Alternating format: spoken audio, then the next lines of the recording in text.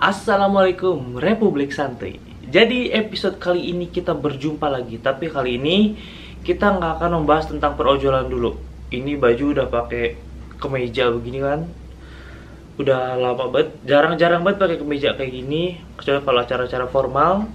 Nah jadi di episode kali ini kita akan membahas tentang di tahun 2023 ini, apalagi tahun 2024 ke depan katanya akan susah mencari pekerjaan, lowongan kerja sedikit, banyak pengangguran gitu kan.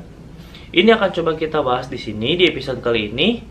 Ini baik secara pengalaman, pengamatan, dan hasil sharing gitu. Jadi ini akan coba gue rangkumkan di sini gitu guys.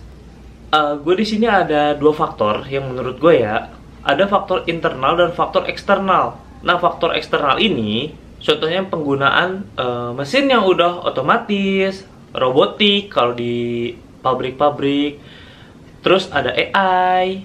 Nah ini tentu akan mengurangi lowongan kerja karena tenaga manusia semakin yang dibutuhkan itu semakin berkurang gitu kan. Nah tapi ini nggak akan kita bahas secara rinci kalau yang eksternal ini karena ranahnya gue belum cukup untuk ke situ gitu kan. Ini ranah-ranah bos-bos yang oke lah, pemerintahan gitu, orang-orang yang punya cukup ke atas gitu kan. Ini ntar lah mungkin kalau misalkan ada narsum yang cukup kompeten bisa kita undang untuk membahas yang eksternal ini gitu. Nah di episode kali ini kita akan fokus ke masalah internal. Kenapa sih susah banget dapat kerja di 2023 akhir ini, 2024 gitu kan, nanti tahun-tahun depan kayaknya permasalahannya mirip-mirip gitu.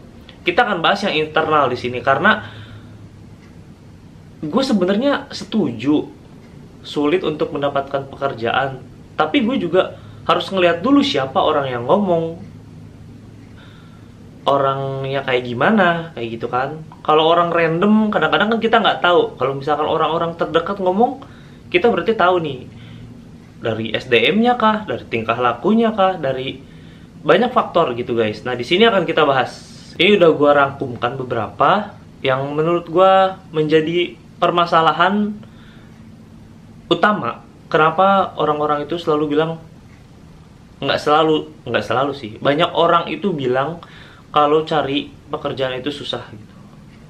Satu adalah ijazah yang kurang memadai. Nah ini banyak banget di lingkungan gue, di komentar-komentar tentang video sebelumnya kan gue waktu itu ngebahas tentang kurir.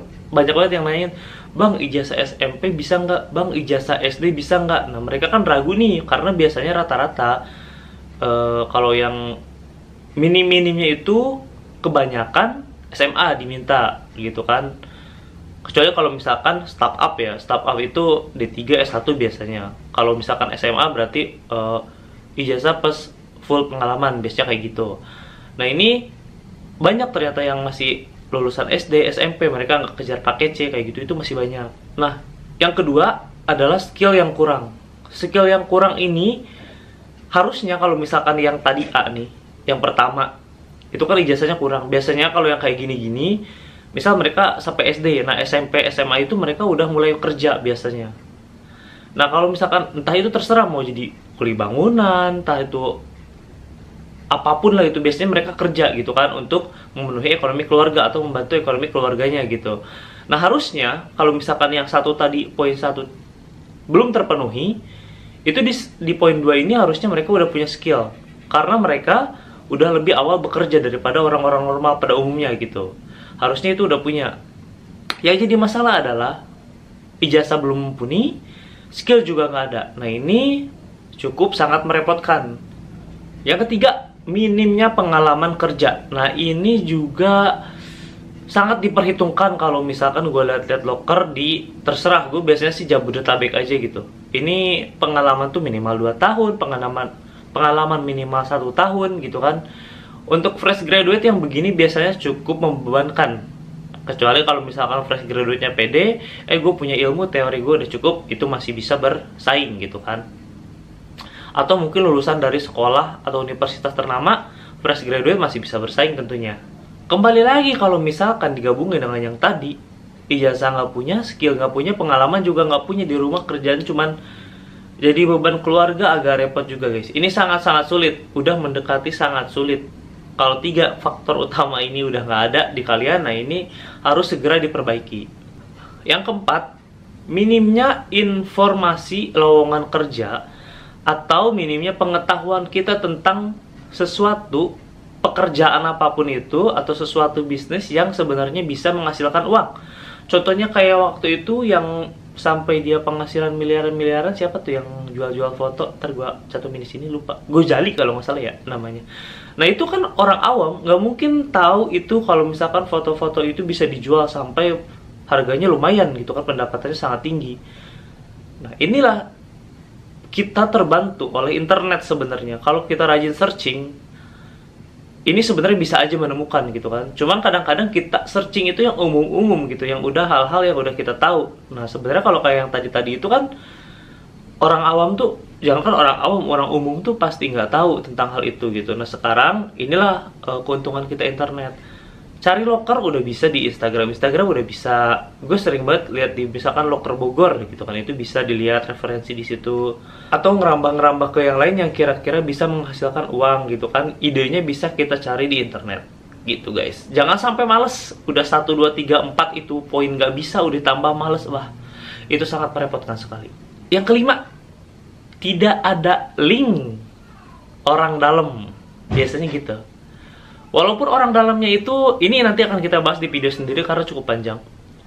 Jadi intinya, kalau di gue di sini, di sekitaran wilayah rumah gue, ini ada beberapa perusahaan yang kita, khususnya operator ya, kalau misalkan level operator itu nggak bisa kalau misalkan nggak lewat orang dalam, nggak lewat paguyuban, nggak lewat banyak lah gitu faktornya. Pokoknya kalau kita nitip ke security nggak bisa. By email paling biasanya admin, startup itu bisa lewat email. Nah kalau operator-operator kayak gini tuh agak susah. Karena kemarin sempet gue nemenin saudara gue muter-muter ke pabrik-pabrik perusahaan dan beberapa kayak gitu. Di sini nggak bisa bang, maaf. Di sini harus lewat jalur paguyuban, di sini harus lewat jalur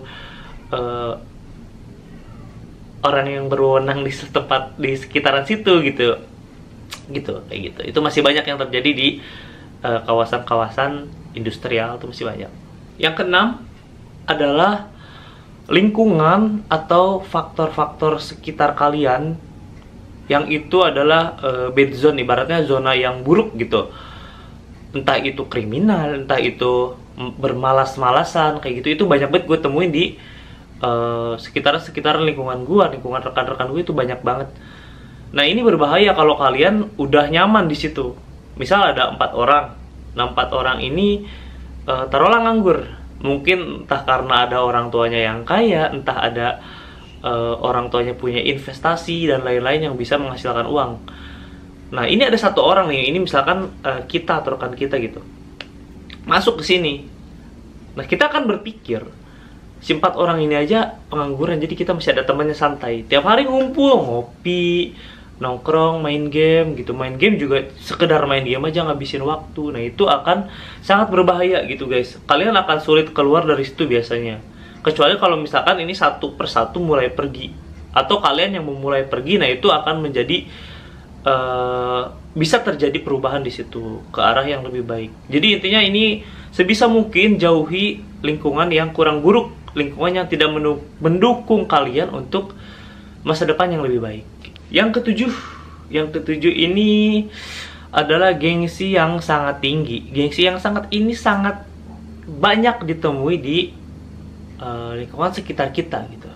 Misal contohnya, dia ijazah S1 atau D3 lah taruh. Susah nih nemuin loker yang minimal persyaratannya D3 atau S1. Ada nih loker khusus SMA. Nah ini banyak orang yang, bukan banyak sih, beberapa kali gue pernah temuin orang kayak gini. Dia nggak mau apply ke situ, padahal dia kemungkinan besar bisa masuk dengan pengalaman dia, dengan ijazahnya dia, dengan cara potensi yang dia miliki gitu. Cuman kadang-kadang karena gue ijazah D3 atau S1, masa digajinya segitu gitu kan, mending gue nyari-nyari dulu yang lain deh gitu. Padahal kan sebenarnya bisa aja harusnya dia apply dulu ke situ, terus bisa dieksplor di sekitar situ untuk level-level yang selanjutnya, atau misalkan dia apply dulu, dia kerja sambil nyari yang lain yang lebih baik. Jadi itu bisa masuk ke pengalaman individualnya dia. Sebenarnya kayak gitu. Menurut gue sih itu lebih bagus daripada kalian cuma nunggu di rumah, mencari yang tidak pasti, yang ada dulu aja jalanin sebenarnya. Gue pernah sih tapi nemuin orang yang dia punya S1, pokoknya loker-loker yang SMA dia masuk-masukin dan dia kerja. Kayak gitu tadi modelnya. Nah, yang kedelapan, ini ada mental, masalah utama di salah satu masalah utama untuk Gen Z katanya. Ini lebih ke faktor mereka udah masuk kerja, misal ke suatu lembaga atau instansi atau pabrik gitu. Di situ mereka nggak bisa adaptasi, nggak bisa mengeksplor, nggak bisa berbaur, belum bisa lah gitu, bukan nggak bisa. Jadi membutuhkan waktu yang cukup lama. Nah, ini biasanya mereka udah mental-mental, apalagi kalau yang fresh graduate itu udah down duluan, biasanya kayak gitu. Nah, ini juga masalah yang sering terjadi. Ini harus bisa diperbaiki karena ini dimanapun kalian kerja, sebenarnya ada baik dan buruknya biasanya. Saat kalian masuk nggak bisa beradaptasi, carilah satu aja temen yang baik yang bisa diajak sharing gitu. Kalau misalkan nggak kayak gitu, nggak dipaksakan, atau biasanya kadang-kadang waktu adaptasi itu atau berbaur dengan lingkungan kerja sekitar tuh beda-beda, tergantung personal kalian kayak gimana gitu. Ada yang seminggu udah oke, bahkan ada yang udah beberapa hari udah oke, ada yang langsung klop nih, ada yang seminggu, ada yang sebulan, bahkan ada yang 2 bulan dicuekin, ya begitulah kadang-kadang kalau di dunia kerja gitu kan. Nah, itulah harus tahan-tahan dulu tuh kayak gitu. Mental tuh harus udah dipersiapkan matang-matang gitu. Kalau yang udah pernah kerja sih mungkin udah terbentuk dengan sendirinya. Cuman ini kalau untuk yang fresh graduate, biasanya cukup sering ditemukan hal-hal yang kayak gini. Mentalnya kurang bagus, harus diperkuat lagi. Nah, yang terakhir, yang ke-9, ini adalah sikap atau perilaku yang buruk. Bad attitude gitu kan. Attitude-nya nggak bagus gitu. Ini beberapa kali pernah gue temukan. Lagi-lagi ini khususnya udah masuk ke suatu lembaga pekerjaan gitu kan, entah itu pabrik dan lain-lain. Nah, ini biasanya yang begini tuh sulit dipertahankan. Walaupun kalian punya skill kerja, walaupun kalian pintar di situ, tapi kalau attitude-nya kurang bagus, nah ini kadang-kadang bisa dilengserkan secara halus biasanya. Tapi walaupun kadang-kadang ada perusahaan yang mempertahankan orang seperti itu karena kinerjanya bagus, bisa disuruh apa aja, cuman mungkin attitude-nya kurang bagus. Nah, ini kadang-kadang diperhitungkan juga, walaupun ini sangat berbahaya gitu. Nah, tadi itu kalau misalkan kalian dilengserkan secara perlahan, ini akan lebih repot gitu. Kalian apalagi kalau misalkan, kalau yang begini-gini tuh biasanya orang yang udah kerja cukup, ya udah ada 1 tahun lah. Kalau fresh graduate kayak gini, ada sih gue temuin kayak gini, tapi jarang gitu. Nggak terlalu banyak gitu. Kalau masih baru-baru kan biasanya masih sopan-sopan, masih mengikuti aturan, SOP masih dijalankan dengan baik. Nah, ntar kalau udah dia setahun, udah adaptasi, udah oke, baru keluar aslinya. Biasanya kayak gitu. Ini sangat-sangat dihindari. Poin 8 dan 9 itu semoga jangan ada di diri kalian, karena ini sangat membahayakan untuk karir kalian gitu. Nah, ini 9 poin tadi. Ini kita ngebahas dunia kerja, bukan ke bisnis. Kalau bisnis ntar kita coba bahas lagi, atau ke perdagangan. Mangga dicoret-coret di kolom komentar. Kalau misalkan ada yang kurang atau penjelasannya ada yang susah dimengerti gitu, boleh dicoret di kolom komentar. Atau misalkan ada yang setuju atau ada yang mau nambahkan, boleh banget dicoret-coret di kolom komentar. Itu aja guys di video kali ini. Sampai ketemu di episode selanjutnya. Assalamualaikum warahmatullahi wabarakatuh.